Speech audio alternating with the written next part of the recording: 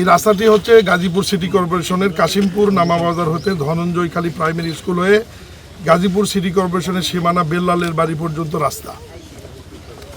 এই রাস্তাটি বাস্তবায়নকারী কর্তৃপক্ষ হচ্ছে গাজীপুর সিটি কর্পোরেশন। রাস্তাটি ভেঙে পড়ার পরে সামাজিক যোগাযোগ মাধ্যমে এটা প্রচার হয় এবং মাননীয় প্রধানমন্ত্রী জনাব তারেক রহমানের দৃষ্টিগোচর হলে উনি বিষয়টি আমাদের মন্ত্রণালয়ের নোটিশে আনেন এবং আমাকে উনি ব্যক্তিগতভাবে আমার ওই নিউজটি আমার হোয়াটসঅ্যাপ মেসেজে উনি পাঠিয়ে দেন। এরপরে আমি আমার মন্ত্রণালয়ের দায়িত্বশীল কর্মকর্তাদের সাথে কথা বলি এবং আমাদের প্রশাসক সাহেবের সাথে কথা বলে আজকে ঘটনাস্থলে আসছি।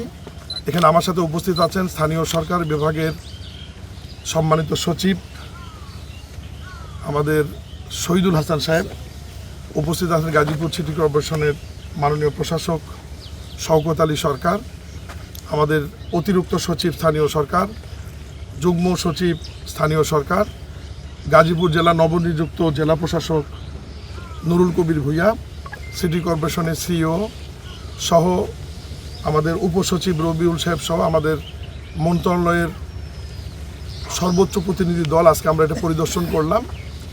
এখানে প্রাথমিকভাবে আমাদের কাছে যেটা প্রতীয়মান হয়েছে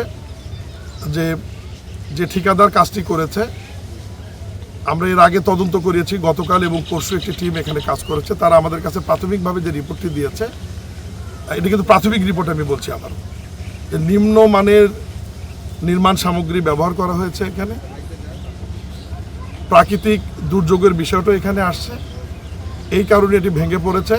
এই টোটাল প্রজেক্টের ব্যয় হচ্ছে 22 কোটি টাকা, এটি দুই ভাগে বিভক্ত। এর মধ্যে একটি প্রজেক্ট হচ্ছে 12 কোটি টাকা।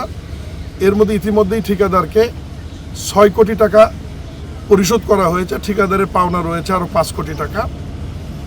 আমরা আজকে আমার নেতৃত্বে যে টিম মাননীয় প্রধানমন্ত্রী জনাব তারেক রহমান এখানে পাঠিয়েছেন, আমরা প্রাথমিকভাবে সিদ্ধান্ত নিয়েছি। আমাদের সিদ্ধান্ত অনুযায়ী এই প্রজেক্টের কাজের দেখভালের দায়িত্ব যিনি ছিলেন এই জোনের নির্বাহী প্রকৌশলী শামসুর রহমান এবং পিডি হারুনুর রশিদকে আমরা সাময়িকভাবে বরখাস্ত সিদ্ধান্ত নিয়েছি।